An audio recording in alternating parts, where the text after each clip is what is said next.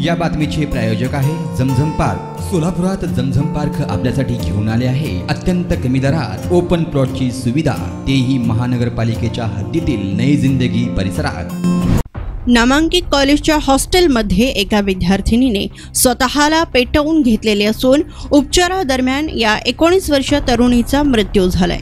हॉस्टेलच्या कॅन्टीनमधील कर्मचाऱ्यांकडून होणाऱ्या छळछाडीला कंटाळून आणि रूममेटच्या जाचास कंटाळून तरुणीने हे टोकाचे पाऊल उचलले आहे।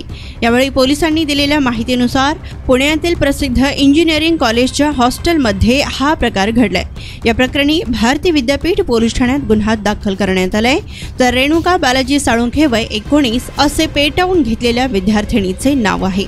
या प्रकरणी हॉस्टेलच्या कॅन्टीनमध्ये काम करणारा कर्मचारी सतीश जाधव आणि हॉस्टेलमध्येच राहणारी मुस्कान सिद्धू या दोघांविरोधात गुन्हा दाखल करण्यात आलाय।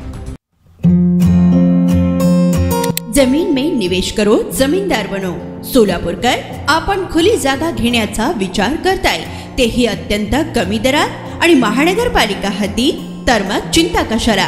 जमझम पार्क आपल्या परिवारासाठी घेऊन आली आहे नई जिंदगी परिसरात तब्बल 3 एकरचा ओपन प्लॉटचा खजिना।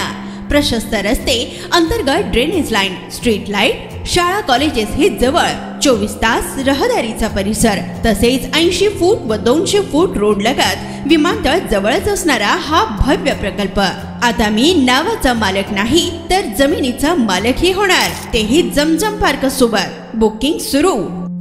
संपर्क 99 60 82 52 92।